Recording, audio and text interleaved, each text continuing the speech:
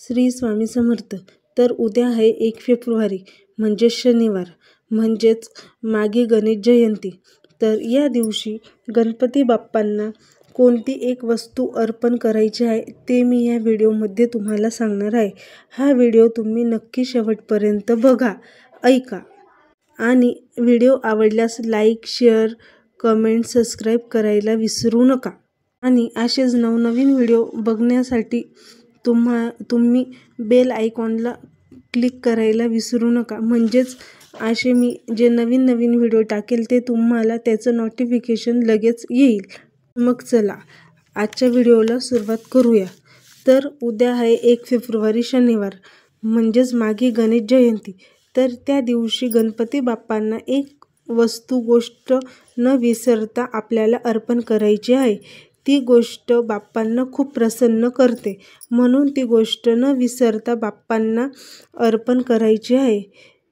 ती गोष्ट तुम्ही नक्की अर्पण करा, कारण तो दिवस म्हणजेच गणपती बाप्पांचा वाढदिवस आहे.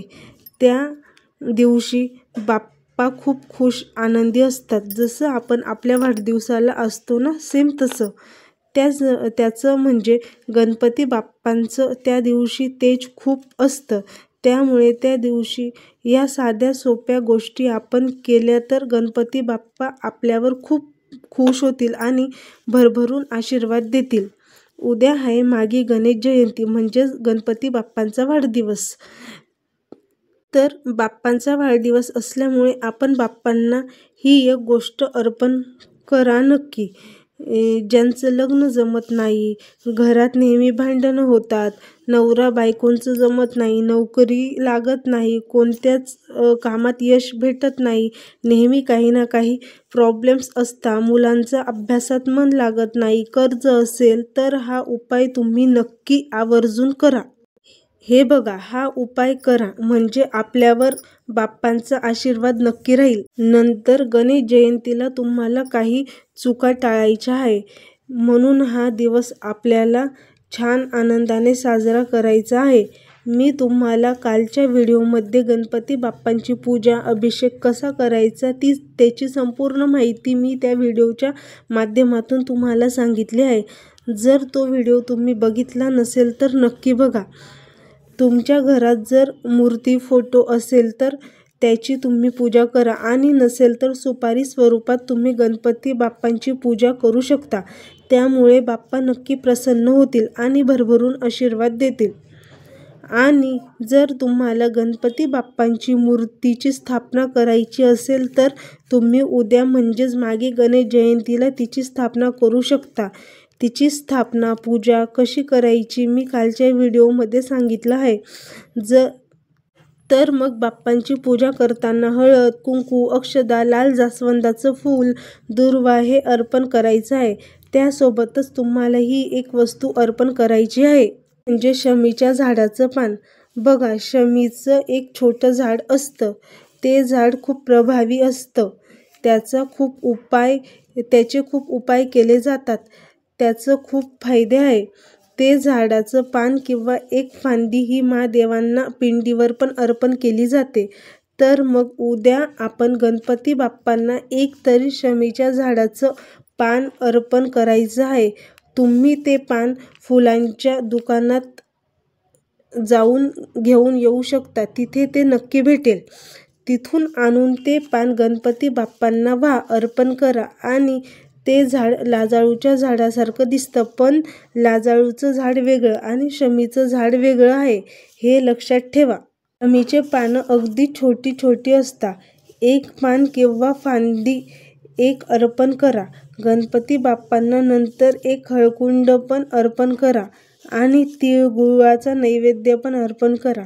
या 2 गोष्टी नक्की बाप्पांना अर्पण करा, पण शमीचं पान नक्की अर्पण करा. मग अर्पण केल्यावर अथर्वशीर्ष, गणपती स्तोत्र, आरती, ओम गण गणपते नमः मंत्राचा जप हे सर्व सेवा करा. नंतर तुम्ही हे अर्पण करण्यासाठी घरी पण करू शकता, नाहीतर देवळात पण जाऊ शकतात. ते अर्पण केलेले दुसऱ्या दिवशी काय करायचं तर ते निर्मल्यात विसर्जन करा. हे झालं गणपती बाप्पांना अर्पण करण्याची गोष्ट. त्यामुळे गणपती बाप्पा खूप प्रसन्न होतील. पण या दिवशी सर्वात महत्त्वाची गोष्ट म्हणजे ही चूक आपल्याला करायची नाही. ती म्हणजे या दिवशी चंद्राचं दर्शन घ्यायचं नाही. ही चूक खूप लोक करतात आणि हे बऱ्याच लोकांना माहिती नाही. त्यामुळे ही चूक प्लीज करू नका. या दिवशी चंद्राचं दर्शन कोणीच घेऊ नका. चंद्र बघू नका आणि जर चुकून बघितला गेला तर तुम्हाला गणपती बाप्पांची क्षमा याचना करायची आहे. पण तुम्ही ही चूक करू नका. नंतर गणेश जयंतीला चंद्राचं दर्शन घेणं अशुभ मानलं जातं. नंतर एक अजून चूक करू नका. गणपती बाप्पांना तुळस अर्पण करू नका. तर मग आपण नेहमी नैवेद्यात तुळशीचं पान ठेवत असतो. पण हे गणपती बाप्पांना नैवेद्यात तुळशीचं पान ठेवायचं नाही. कधीच ही चूक करू नका. तर याचं मागचं कारण म्हणजे पौराणिक कथा आहे. गणपती बाप्पांना तुळशी मातेबद्दल एक राग द्वेष होता. त्यामुळे गणपती बाप्पांच्या नैवेद्यात तुळशीचं पान ठेवायचं नाही. गणपती बाप्पांना तुळशीचं पान अर्पण करायचं नाही. त्या कथेचा एक व्हिडिओ नक्की तुमच्यासोबत शेअर करेल.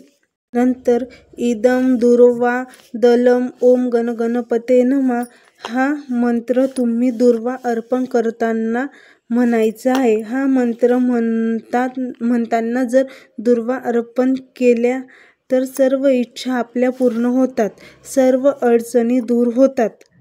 त्यानंतर चंद्रदर्शन घेऊ नका. प्लीज या चुका तुम्ही करू नका. त्या दिवशी मांसाहार पण करू नका. त्या दिवशी घरात कोणीही मांसाहार करू नका, कारण याचा वाईट परिणाम भोगावा लागतो. आपण ह्या चुका करतो पण नंतर आपल्याला समजत नाही की आपल्यासोबत काय होत आहे. त्यामुळे या दिवशी या चुका करू नका. घर प्रसन्न ठेवा म्हणजे बाप्पा तुमच्यावर खूप खुश होतील आणि तुम्हाला भरभरून आशीर्वाद देतील. तर मग उद्या माघी गणेश जयंती म्हणजेच हा दिवस अत्यंत महत्त्वाचा दिवस आहे. तो मस्त आनंदाने साजरी करा. मी याबद्दल सोप्या साध्या पद्धतीने तुम्हाला माहिती सांगितली आहे. तसं करा. नक्की बाप्पा प्रसन्न होतील. ही माहिती खूप महत्त्वाची आहे. आवडल्या असल्यास लाईक, शेअर, कमेंट, सबस्क्राईब करायला विसरू नका. बेल आयकॉनला क्लिक करायला विसरू नका. श्री स्वामी समर्थ.